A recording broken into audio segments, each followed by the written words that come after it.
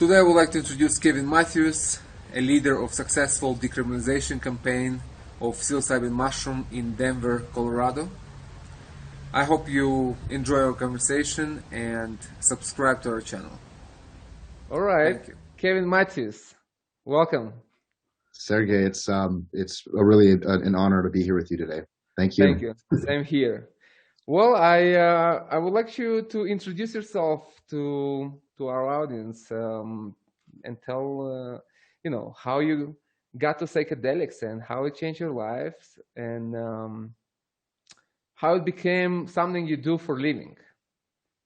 That's it's a great question. I'm still shocked every single day that I have the distinct privilege of doing this for a living. And I think the biggest lesson that keeps getting reinforced every day is how can I work towards being a better conduit for this work and getting my own self out of the way and knowing that my own self is also very much a part of my experience. So it's a very interesting balancing act. And I'm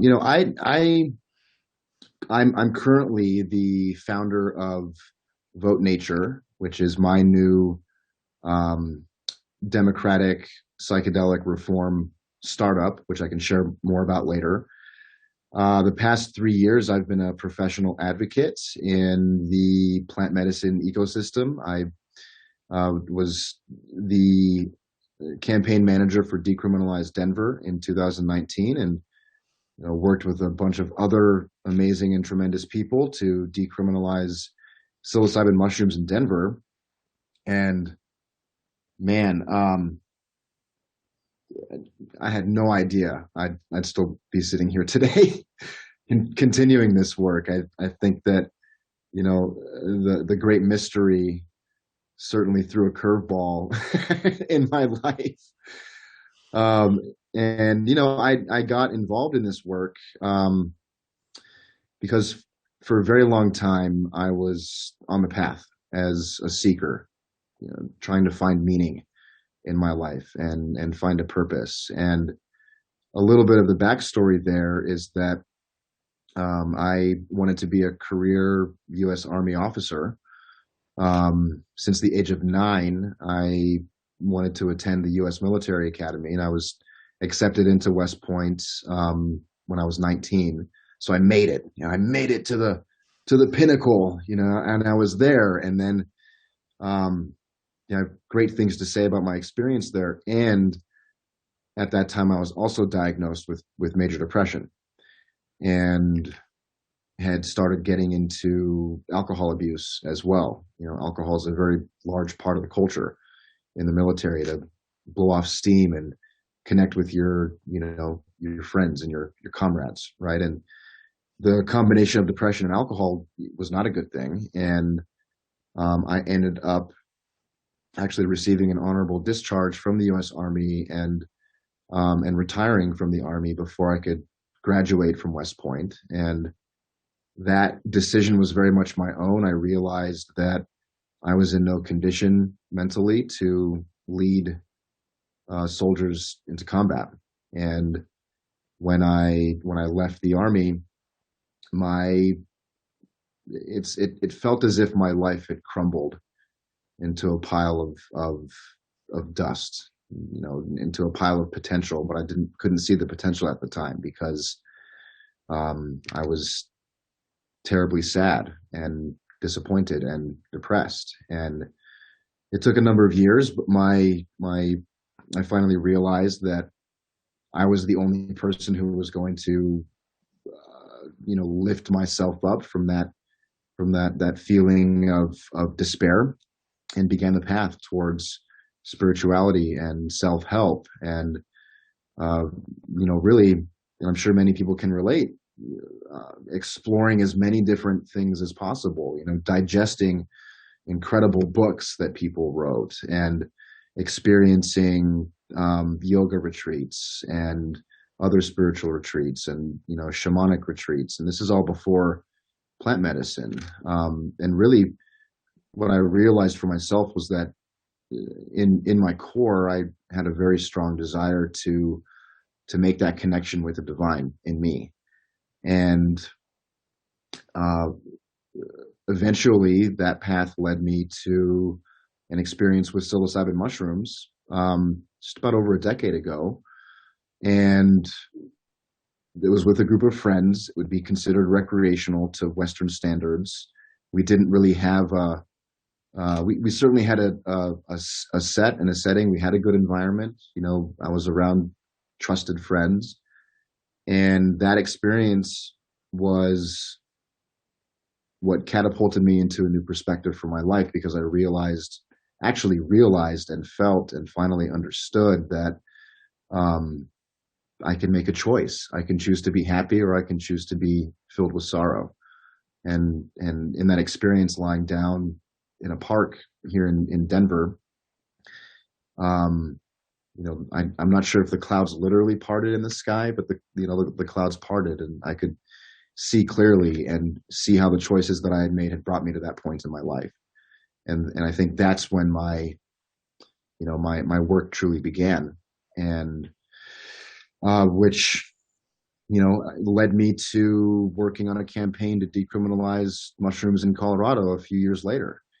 I had first gained an interest in a deeper interest in exploring plant medicine, psychedelics, and theogens when I had learned about the studies that MAPS was conducting, and their successful use of with veterans with MDMA assisted psychotherapy. And I was like, there's something really here, because while it wasn't MDMA, which traditionally I don't think is considered a psychedelic or an entheogen, certainly similar kind of an experience to mushrooms, a similar experience to other plant medicine in terms of that heart opening experience, and the clarity, being able to see your trauma and relate to it without pain. And so I was like, wow, this is incredible. I got much more interested in more of the scientific research around psilocybin. And, with the campaign in Denver, I really feel like that, I'm not quite sure the best way to say this, but I was placed there. It was like right experience, right time, right environment. And I had no idea that I was going to be doing that. It kind of just fell into my lap. And looking back on it, I can see how my deep interest and the intention I was putting out in the world, the universe reciprocated and said, here's this incredible opportunity. And it was actually, I share this often, but it was a podcast with Paul Stamets, who was being interviewed by Joe Rogan. The first interview that Rogan did was Stamets, and Paul Stamets relayed his experience of mushroom, his first time eating mushrooms when he was a teenager, and that blew my mind listening to that. But then what Paul said that really shocked me was that humans are a fungal biome. We have our own fungal spores that we give off of our body and we take in every single day as we navigate through our space in the cosmos. And when Paul told Joe Rogan, he said, "Joe, congratulations, you are now a vector of me simply by virtue of us sitting here together." And when he said that, and I remember very clearly sitting in my driveway listening to this conversation, and when he said that, "Joe, you're a vector of Paul," I realized it solved the unity question for me that I had been contemplating for so long.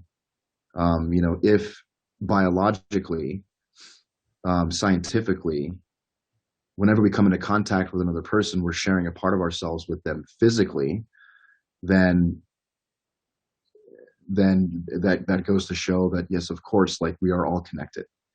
We are all unified. We all have an impact on each other, whether we can see it or not, because of these tiny little microscopic spores that float around.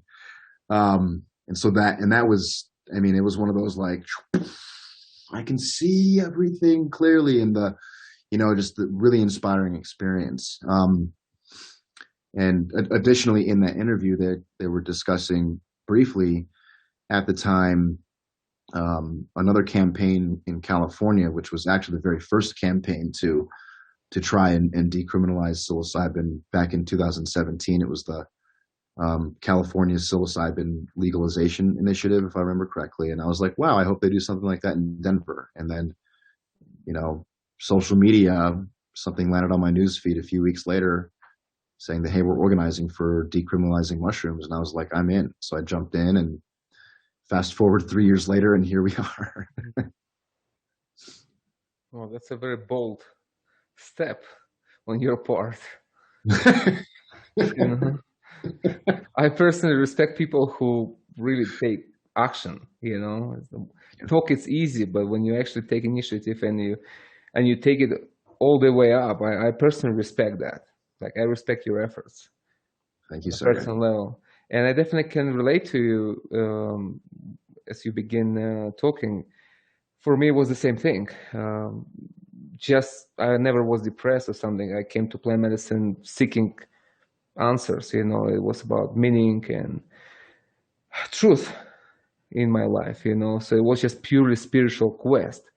But regardless how we come to this, we all find what we were looking for. You know, and we just find our place down the road in it. So, so before you wanted to start this campaign, why did you want to start this campaign? Did you feel like there was a fear around taking psychedelics, and you just didn't feel comfortable with doing it yourself, and you understood that much more benefit could be um, done if people would not be afraid to go to jail for expanding their consciousness and healing themselves? Was that the motive to start that? A lot of those points, and for the record, like, it actually wasn't my idea. It was someone else's idea, and I think it was, you know, it was in the zeitgeist. It was in the consciousness at the time. Like, this needs to happen, and you know, the short stories that I was asked to lead the campaign because of my commitment and, you know, I guess professionalism and other experience. And for us, it was really simple. It was, you know, it's an incredibly powerful, naturally occurring healing teacher. No one should be criminalized or face any of these severe criminal penalties for simply possessing something that grows from the earth, you know? And of course, the medical research, I think, really in many ways is what enabled us to be so successful in Denver, was because at the time there was, you know, almost 2 decades of, you know, really positive research.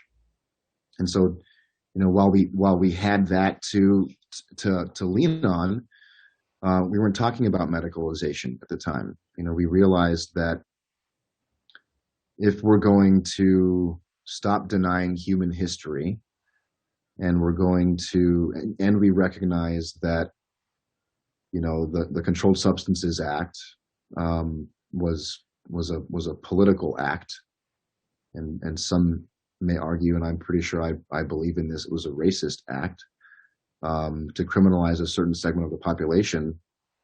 You know, we didn't feel like mushrooms should have anything to do with that. And then considering as well that even today, you know, hundreds of thousands of people can potentially benefit, and we don't want to have to wait for, you know, some company's patent to get approved by the FDA for folks to have access to this healing.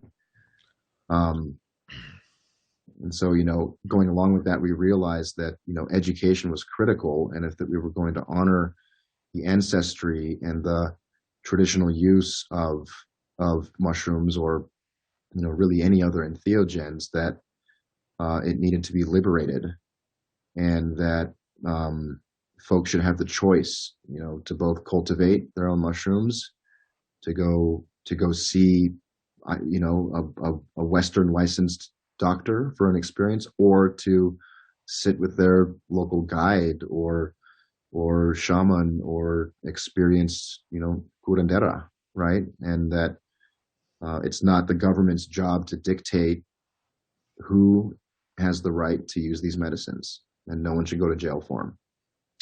I completely agree with you. I was on the same path, fighting for the same cause in my own humble way for 15 years now, since I got to the plant medicine world, and my life was in jeopardy in my youth. I could end in jail, or who knows what could happen to me for my passion for altered state of consciousness and then consciousness exploration.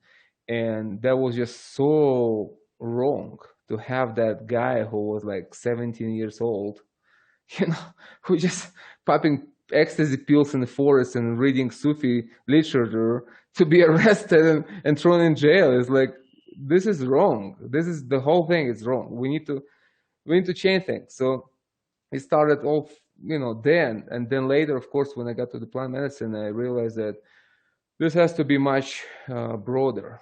The movement has to be much stronger towards that, and unity is very important. If we really want to bring it to the level of legalization and decriminalization and recognition, it has to be well supported by many people and different medical and legal and people who just doing this for life. You have to have support from many sides in order to advance this cause. So when I heard about your work, I thought, wow, this guy is bold. It's a serious movement. Legislations, decriminalization. He means business. So since we are all in it together and it's very aligned with what we do, I thought it would be great to connect and cooperate. Oh, thank you, Sergey. I mean, bold moves.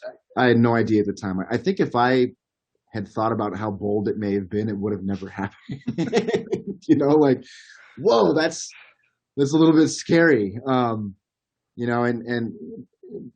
what really gives me faith in this movement and inspires me are the thousands of people who've been impacted by this work, and I know that yours is no exception.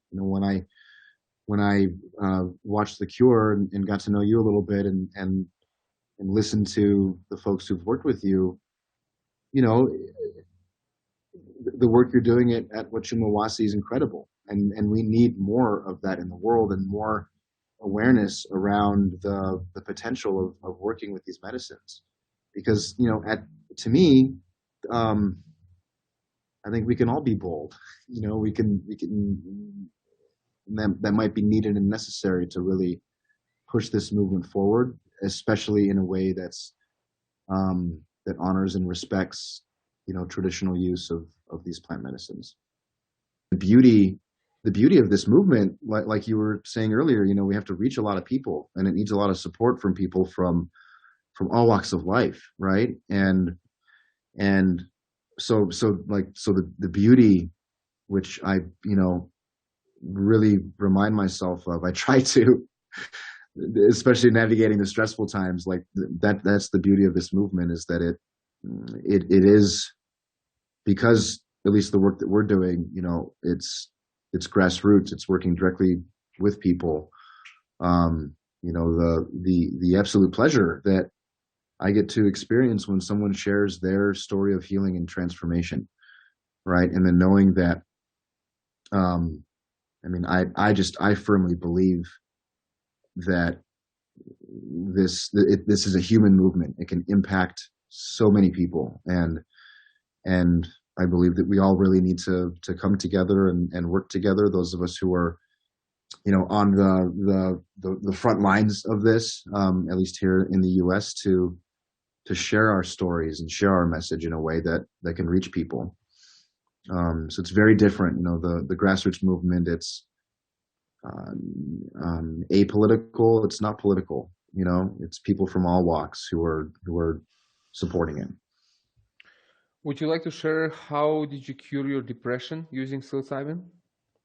Yeah, yeah, and I'd like to say that I'm certainly not cured because I'm human. I still experience moments where I feel depressed. I think the biggest difference now, and the difference for me in terms of not having a diagnosis anymore. When I heard that I'd have to take Wellbutrin, which was the pharmaceutical that I was prescribed for the rest of my life, I was like, I mean, at the time I didn't have another basis of comparison, but I was like, okay, I'm biologically messed up. My brain isn't producing the dopamine it needs for me to feel happy, and so in terms of the cure was more the mindset.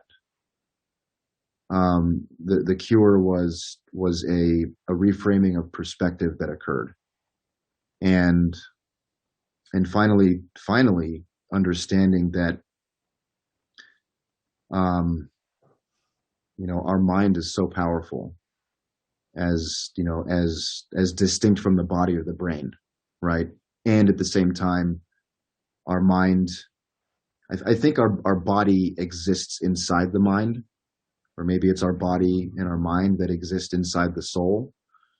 But for me, it was like really clear, every day, like you get to make the choice to be happy or to be sad. And especially in the difficult moments that show up in life, is like you always have that choice, and I think, I mean, goodness, working with plant medicine has certainly taught me that the challenging moments that arise, the moments that scare us or move us in a really powerful way, and especially a challenging way, those are the moments that contain the most potential. There's a really incredible meme, an image that someone shared recently that I really loved, and it's a photo of this person, kind of like a millennial hippie backpacker walking out of a cave, and they're like, man, I got to drink some more ayahuasca. And then this like black demon entity is like coming out of the cave, and it's saying, integrate me already, bro, integrate me, but the person's like, I have to keep going back to get the lesson. And for me, it was like, I mean, I forget who said it. Was it Ram Dass who said, you have to, something like, you have to know when to hang up the phone, like if the medicine can only teach us as much as we're willing to Apply. integrate, right? And so for me, it's the reminder that, like, every day is, I'm not the same person I was yesterday. And every day I can make the choice. So, and I'm human, so I'm going to experience sadness. I'm going to experience depression. I'm going to experience fear and pain and sorrow and all the things that go along with being human, because it'd be so boring if we didn't have that stuff in our life to navigate with. And so that, that's what I'm most grateful for is again, it's that shift in perspective and knowing that I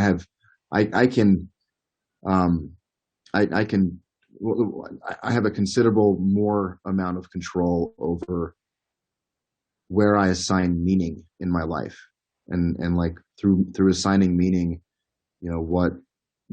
what's valuable for me. And yeah.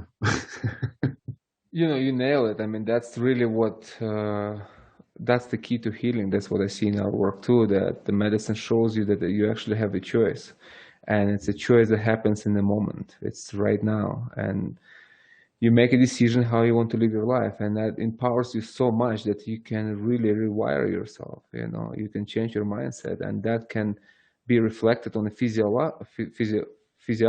That's how I see it. I see that the healing actually starts, and that's where I focus my work too, on a spiritual. I'm not preoccupied with the physical. To me, physical healing, it's a side effects of the work we do. It's a byproduct. It's a spiritual connection to yourself. It's finding the core of who you are, and empowering yourself with truth and meaning, and that makes a difference in your life in the long run, and heals your depression and anxiety and fears, and that's like to boil down the process. So that's, I see a lot of similarity in, although we use different plants, but the process is very similar. The healing process is very similar. It's coming through your mind, through your spirit, and going to your body. Um, And I started on this path from that spiritual perspective. mhm. Um, and I've recently reignited that passion. For a while there, I was in like the policy heady, analytical space for quite a while. And it was just recently where it was like, well, we need to go back to the foundation of it for myself. What was the foundation? What are the first principles that had me start this journey in the first place? And it was absolutely spirituality, which is something that we still don't talk about very much, at least in the professional policy reform space. And I'm hoping that one day soon we can start to talk more openly about that part of this work. I think it's very important. That's what I wanted to talk to you about. One of the things I wanted to bring up, and since we were talking about this, let's just maybe touch on that. I see a big difference, and over the years, even before, I saw many kind of people who were doing psychedelics. All my friends, and I've always been in that circle. But I saw different. There were a difference between people who were thoughtful and seeking, and those who weren't. And all of them, all of us, we did psychedelics, but the results were different. People who were seeking for answers, reading, thinking, contemplating, it seems like they were growing through it. They actually matured and become wiser in their own ways. And there were others that used psychedelics as an escape from their boring lives. And then that didn't go very well. I've seen people losing their minds too, dropping acid every Friday, and that wasn't my case. I mean, for me, every psychedelic experience was like a new era, like a new rebirth, new like, wow, this is unbelievable. This is real stuff. I mean, this is how we grow.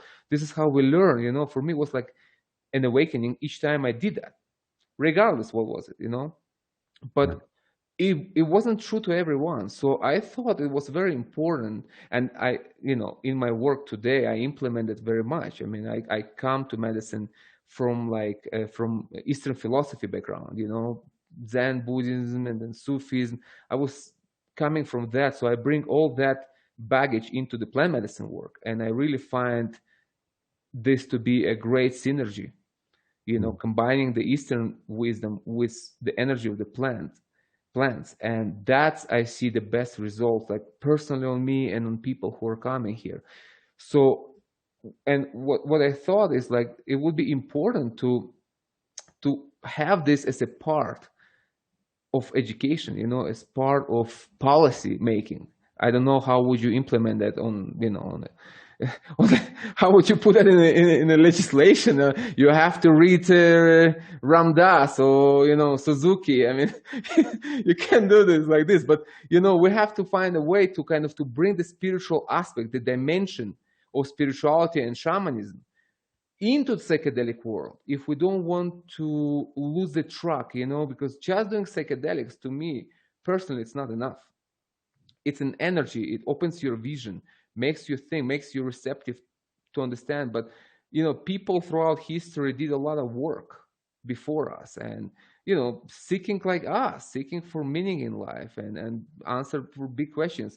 We need to employ all that and build on top of that, and build a huge body of knowledge that is combining the ancient wisdom, the all around the world. I mean, I'm talking about like more like maybe unification of paths, and that it would be good if that would become like a common knowledge. What do you think about this? Well, first of all, I 100% agree. And I think the spirituality may be the critical missing ingredient to the current like political policy reform landscape with this. Folks worship data. Folks worship science, demonstrating that yes, in fact, the physical world does exist and we can measure it. And while that's certainly incredible and valuable and valid, I think just speaking for me personally, as someone who got really kind of lost in the data. Can you hear the vacuum, by the way? Is that coming in? Okay, because I can hear it. Okay, I'm just trying not to there's a vacuum, but I'm also but it's like it's why I came back to talking about God again, or talking about Great Spirit, personally, right, among my friends and my family, and being comfortable saying, I'm coming back to God. I'm coming back to Great Spirit. I want that to be a priority in my life. And I think that I know that we certainly can't force the conversation, right? I don't think we can mandate spirituality. But I do think that education is critical for this. For example, in Denver, part of our campaign was to create a city panel that whose job it is to review the impact of decriminalizing mushrooms in Denver. I'm on that panel. I'm the president of the panel, and then a part of our job is to also make recommendations to the Denver City Council. We're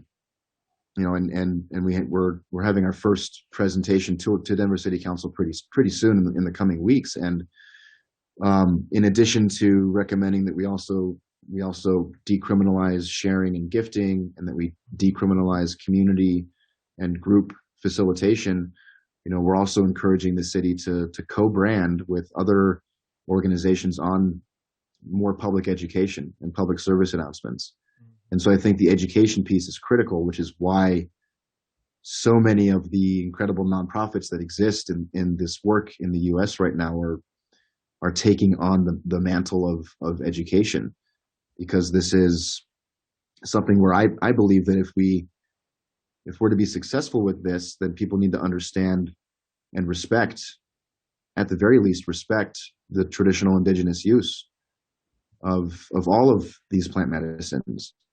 And then from there, at the very least, folks can see that, this was an integrated, very spiritual,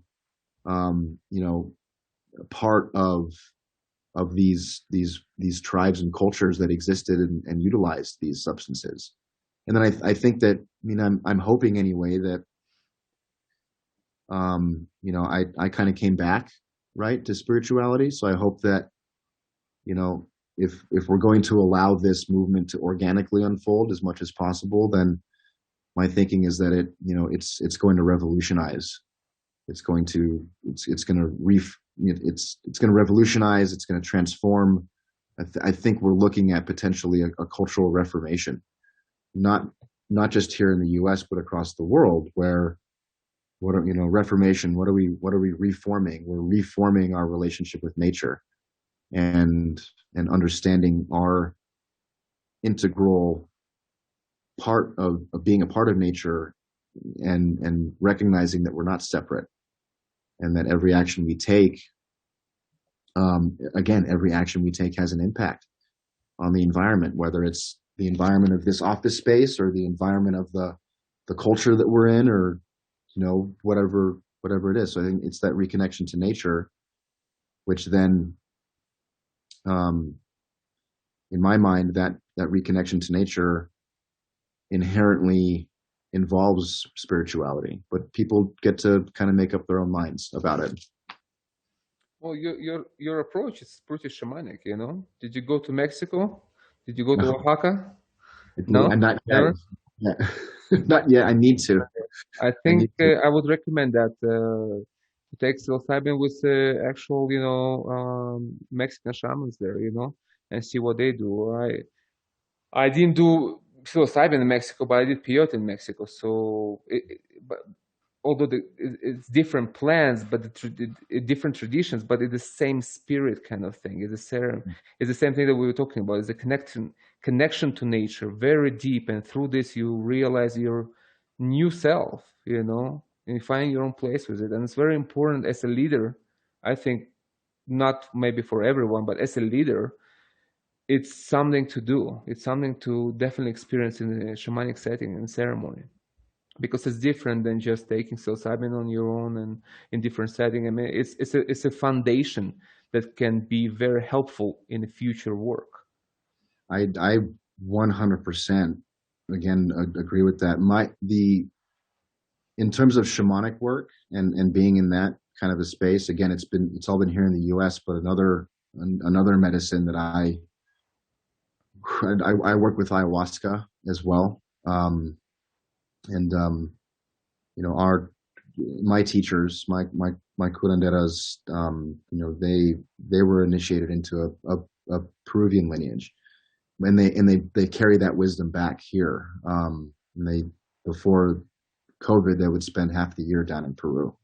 But it's different though, and I know it's different than actually going to Oaxaca or going to the Sacred Valley and experiencing it directly with the medicine keepers, with the lineage holders. And that's something that you said it, it's on my agenda. It's important link to establish, on a personal level and for the whole movement. Now, I want to ask you how were you during the pandemic? Did you do mushrooms or ayahuasca, any psychedelics, any shamanic? Yes. Ayahuasca, not ayahuasca. So I just had a pop up on my screen. Okay, go away, pop up. There we go. So actually, my father passed away. Thank you. Yeah, thank you. He passed away a month before lockdown. Like February. In February, yeah, and mid-February, and at that time, we were launching the nonprofit that I co-founded as well, and so, very, very busy, like busy from a business perspective and from like an engagement perspective, trying to work with others to lift up this organization, and so that took up, and of course, grieving. The grieving was an initiation in and of itself, because I was an only child, and my father was not married at the time of his passing, and I still integrating that, still grieving, but I think that's in some ways a rite of passage for folks when their parents pass away. It's to all of a sudden there's a tremendous amount of responsibility on my shoulders to manage his estate and to ensure that his worldly self was taken care of in a healthy and safe way, right? And his belongings and all that stuff that goes along with it. And then I did sit with mushrooms as well. And I usually eat mushrooms twice a year. I brew them at home. I acquire mine from a friend who's a very experienced cultivator, and he puts amazing intention and energy into his work. But then I do the 5 grams in total darkness, and so I did, and it was really helpful. And I think that my experience with working with these medicines helped me navigate more clearly all the stuff with COVID. And it really let me know, that nothing is permanent, right? There's always a risk. You could get sick and die tomorrow. Goodness, we're human. We're actually very frail in our physical form, right? But it's that spirit. It's that inner vitality that I think makes us, infinite beings in some way. And so it was helpful. And especially with my father passing, helpful to have had the experiences I've had working with plant medicine to navigate both his death and everything with COVID. And I'm married and I have a 6.5-year-old son. And so, you know, we got to spend a lot of time together. You know, same here. I got, you know, like everybody else, we got by surprise with all this. And for the first month, it was difficult, you know, Yeah. while you still, you know, figure out things. And then I didn't take the medicine for a month. That's like the first month in like 12 years. I didn't have any medicine, you know. And then I felt so disconnected and started to feel depressed first time in my life, you know. I never knew what depression even means, but all these like lockdowns and the world shutdowns and the virus, and I'm worried about my children, you know, how do I protect them? And then we realize that, okay, kids are safe, but the parents are in danger, and then that's another fear. Okay, then if we die, how they will live, you know. It's like I have two daughters, like 3 years old and 10 years old, you know. So it's like you go through all this madness, you know, and you kind of really losing connection with spirit. I felt like I was distancing myself from my own powers, you know, as the fear was settling, and the media and all this injection and hypes. And then I just forced myself into the medicine, took the medicine, went in mountains, and in the same day I feel like I'm back to myself, you know, I'm back to my senses, I'm back to my core, you know. Here I am, like, whoa, where did I go for a month? You know, I just disappear into like this vortex of fear, you know. It's like, whoa. So I started to do medicine, you know, often, like every week, and then wrote another book just to do something good with my time, something useful. But then I saw really how important it was to have the access for the medicine for me personally. And I have medicine in my blood all the time. I mean, it's like I am the medicine, you know. But imagine how much difficult it is for people who doesn't have medicine connection, who doesn't have that realization of themselves. I mean, they feel very lonely and very scared and very like isolated. So to bring medicine into the world, especially now as we're, you know, going through this madness, which continues, you know, it's more crucial than ever before. That's my message basically. It's like if before it was a matter of, you know, I want to understand how the universe work and where I go after I die. I mean, that's so cool, you know, but that's like, you know, in the world we live today, it's like it's a secondary, you know. It's like in the world we live today, it's how you keep sane, you know. That's the question for me. It's like how you maintain your sanity, you know. And the spiritual growth, that's a secondary thing. Everything comes secondary to your sanity, to your mental health, to your, you know, core being as human beings. So you don't lose it, and you help others who have hard time to deal with all this, you know. So I want to touch on another thing, you know, the decriminalization thing. You know, I'm obviously for decriminalization, and for me always I feel like you know, nature is legal, and illegal nature is not even a concept I can contemplate, you know. It's like I understand it exists on a level of language and laws, but on a level of spirit I don't understand that. I don't understand how a plant who was here before any human came alive, you know, or transformed from a monkey can be illegal. It's like it just doesn't really adds up in my mind, you know. So I'm definitely stands for that, and I think people have the right to use nature for healing and regeneration. This is our motherland for all of us. It's our motherland, our earth and everything it has. So I'm on that side. But you know, as I think more about this, it's like I see, you know, I see a bit uh, I see an issue in this. You know, it's to me it seems like it's a double-edged sword. That as we push for this, and as you know, psilocybin becomes, you know, decriminalized, I feel like there is, you know, an influx of venture capitalists and big pharma just waiting to swallow the market, you know. And my question is like, what is the strategy?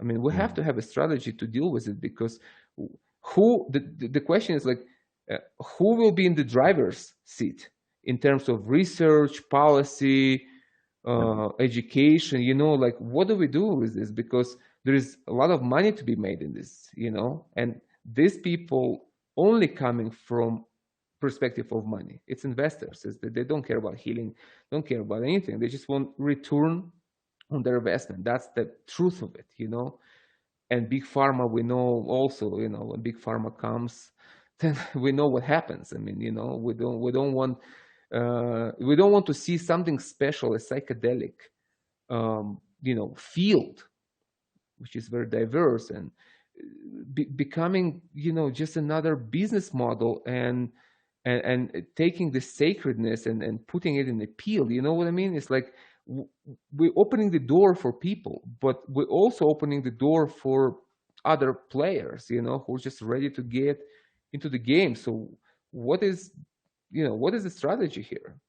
Yeah, it's a really good question, and I think we're still kind of forming the strategy as we go. I mean, gosh, since we decriminalized psilocybin in Denver in May 2019, Oakland followed suit 3 weeks later with decriminalizing all entheogens, and now we have 6 cities in the U.S. where there's decriminalization. I think that's correct. Of course, we have Oregon, where they legalized it for therapeutic services, right? And then other states that have more broad all drug decriminalization. So, and then we have, it must be close to, or maybe even a little bit more, a $2 billion market cap in North America with just psilocybin alone from these, massive companies that have formed.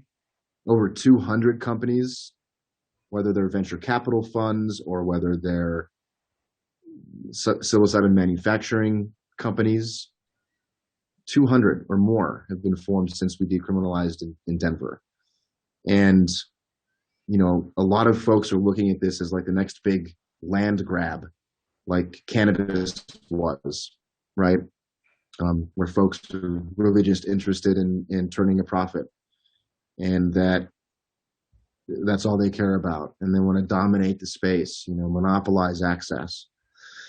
So, and then we have companies like Compass Pathways, who I think their CEO went to Oregon to try and shut down the implementation of Oregon's psilocybin therapeutic model, their legalization. And then we have companies like Compass Pathways again, who are trying to patent the therapeutic process in the environment, like the texture of the couch and the draperies. And so, I think that because it's a big conversation in my space, and I think that the first thing we have to recognize is that there's no fight here. We shouldn't try to fight against these big corporations. What I think that my job is to get as many folks empowered in this movement as possible. Compass Pathways, maybe I keep saying their name, and it's okay if I say their name. And other companies, they want to, maybe they're interested in their bottom line only, and they want to make billions of dollars. If we're staying true to this movement, then I think my job, now that I'm in this position of leadership, right, is to inspire and empower 1 billion people. Because if we can stand up together and make our voices heard and say, this is what we want for this space to look like, that can make an impact. And not only, so my solution, which is Vote Nature, is that it's not only, empowering people to share their stories, much like Thank You Plant Medicine has done incredible work from Thank You Plant Medicine. David and John are amazing individuals, and they were so much of an inspiration to me, right? But it's like, how do we not only inspire people to share their stories so that, average everyday Americans, they can put a face and a voice to this movement and actually relate to somebody that they know who's gone through a healing experience, but how do we also empower those folks to have political influence? And so, you know, and for me, the answer is, well, how do we get more people involved in the political process and make it really, really, really, really easy for them to get in touch with their elected officials and tell them, like, look, we want decriminalization first. Decriminalizate, as long as we have decriminalization first, then we can layer on top of that other models, you know. But as long as folks are not being criminalized for using, possessing, cultivating, sharing, gifting, and working in community with plant medicine, that evens the playing field in some way, and then it kind of makes it safe. It's like, okay, if folks are allowed to, you know, cultivate their own and sit in ceremony with their allies, you know, then it's okay. Then we can layer on top regulated models, because here's the thing too, is something and maybe you have some insight here, Sergey. Like, you know, decriminalization is equitable. It makes, you know, it's accessible. And then the question is, well, what about the rest of the population who don't have any idea about plant medicine, who may be really good candidates for using plant medicine to heal, but they're not connected to the psychedelic community? So how do they get access to it? And so at that point, you know, we're looking at, again, this is one of those areas where this movement can potentially, you know, revolutionize healthcare, is where, and again, if folks deserve to have the choice between eating a plant or popping a pill, they deserve to have that choice. Because, you know, we're considering, like, from an access perspective, what does it look like for people who don't have insurance, who aren't in the psychedelic community, but who are tremendously depressed or anxious, and they, you know, they happen to be in low income housing and they see a Medicaid doctor, right? So how are those folks getting access to this too? And so it's tricky, but I think if we, you know, we know that we can't fight, because those powers that be are extremely powerful, and fighting that is just going to waste our own resources and cause more division. So we unite as a common voice to call for decriminalization. And then once these larger companies see that, wow, you know, millions and millions and millions of people want this to be decriminalized, okay, like, hopefully they can respect that. And then, I feel like I'm rambling here. You know, like, to me, what's important is, like, I don't, and we may disagree on this, like, I don't see anything wrong with profit in this space. You know, this is the economic model we're working with in this country. What I do have a problem with is profiteering, you know. And so what I'm really excited about are, you know, what are these microeconomies? What are the local economies? How are our people in our neighborhoods and our communities going to be impacted by eventual legalization, not recreational, but medical? And then how are these companies giving back to their communities? And the last thing I'll say is that, you know, those of us who are doing the policy work, we can ensure equity through the legislation.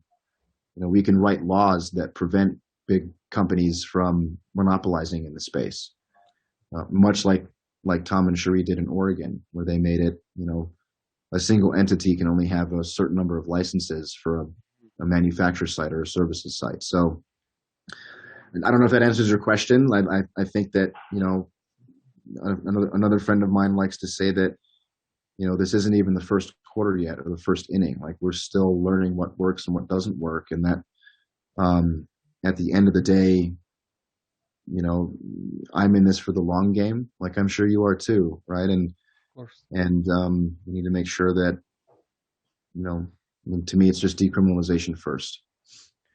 I completely agree with you. I'm not against profit. I mean, we live in a system that requires money to live. I mean, I'm not running a charity here. You know, this is a retreat center that people paying for to stay and to be. You know, so I'm cool with money. I fixed this relationship through the medicine years ago. Mm. The problem is not with profit. The problem that I see is monopolies. Yeah. It's just that's where the actual problem is, that can hold the research, prevent people from getting access. So as you said, it has to be dealt on legislative level. It's a law thing. It's like just to prevent Yeah. cronyism, basically. This is not even capitalism. This is cronyism.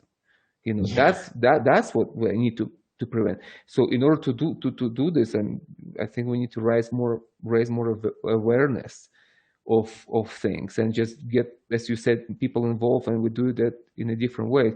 And the Thank You Plant Medicine community movement, it's we're trying to destigmatize the plant medicine, so that helps more people to learn about this. As you said, people who are not in the psychedelic community and never had any experience, people who never probably smoked a joint, but they need help, so how for them it's like, oh, psychedelics, that's for weird looking people, that's not for me. I'm a guy with a suit tie.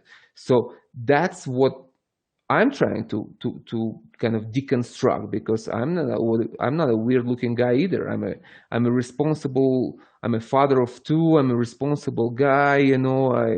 I'm like totally with one leg in and one leg out. So that's what I'm trying to do in my work, is to bring this message of plant medicine into people who are just hear about this and kind of afraid. It's like, oh, what is it? Psychedelics, drugs? Is it heroin? I mean, what is happening here? And something important in the documentary that I saw that you in, what was a revolution, something magic mushroom revolution, something like that? Mm-hmm. Yeah. There was an episode when there was this guy, Jeff Hunt. Yeah. Hunt. Jeff Hunt.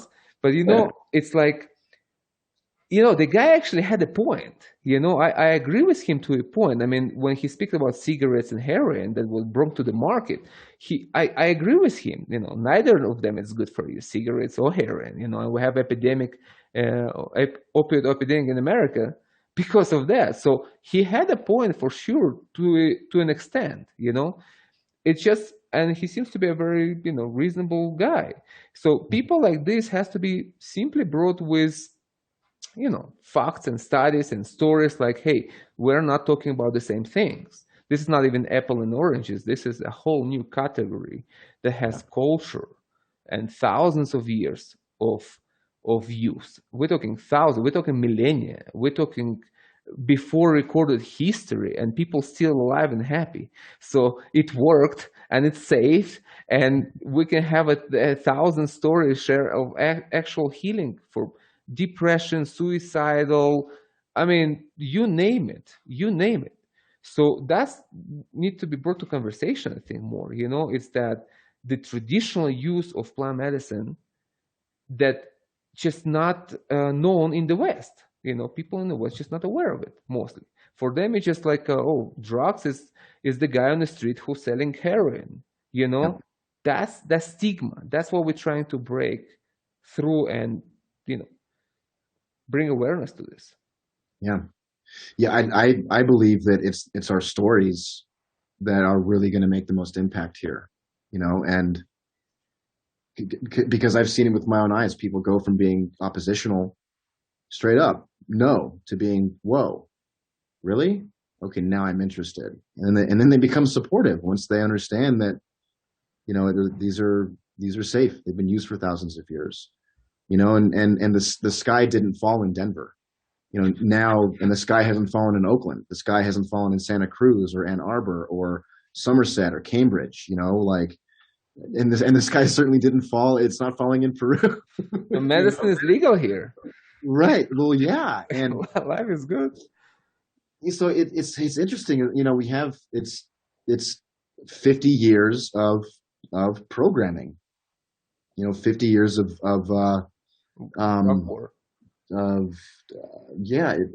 So how do we start to chip away at that? Mm-hmm. So much of our campaign was, we know that we have to kind of rebrand the image of mushrooms away from the stigma that was created from the 60s and 70s, right? And so we show up professionally, we do the best that we can to speak coherently, and we lean on the medical research, and we lean on the stories, we lean on the traditional use. And again, it's a long game. There's going to be people out there who are like, this is the worst idea ever, and then that's okay. But I think that, especially now, from what you said earlier, that, I agree with you, and believe that we need plant medicine now more than ever. And I think in the documentary you shared with me, I've said this a few times as well, and I think all elected officials should probably sit with the medicine, short of putting, LSD in the water. I don't advocate for that. Like, let's not do that, but like just legitimately have a ceremony. Yeah.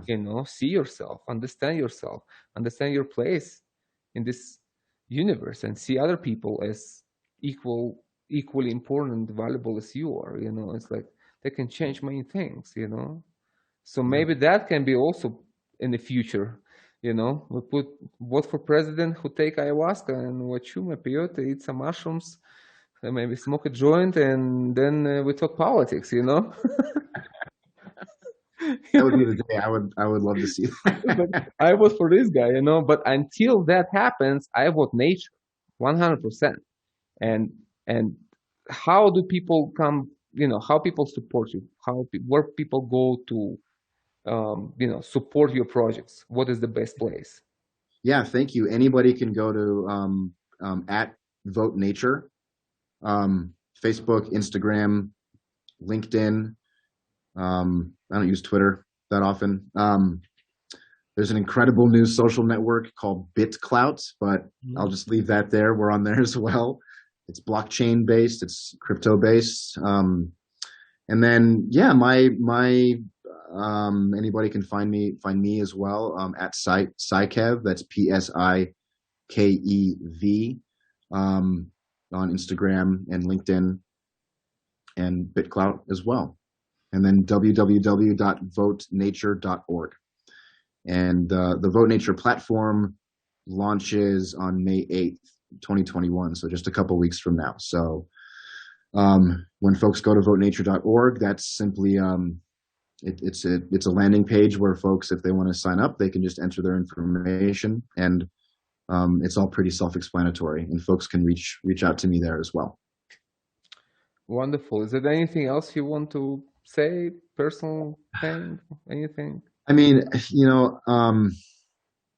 I'm just so happy that we got to connect, and really appreciate the wisdom that you bring to this. And I'm deeply honored and grateful that Thank You Plant Medicine has joined the Vote Nature team as well. And I would just love to stay in touch. Thank you. I would say that pretty sure your audience is fairly well educated on some of these subjects. And for me personally, my mantra is slow is smooth and smooth is fast. And let's work together to build trust in our communities so that we can unify together and liberate these medicines for folks to heal. That sounds good. That's a good way to end. I definitely feel sincerity in you, and I definitely wish you all the success you can have, and any cooperation that is needed, please reach out, and maybe you come down here and I'll take you around and we'll have a good medicine together and talk about many things, I feel our conversation is just getting started, Sergey. So thank you very much. Thank you. Thank you, Kevin. Thank you very much.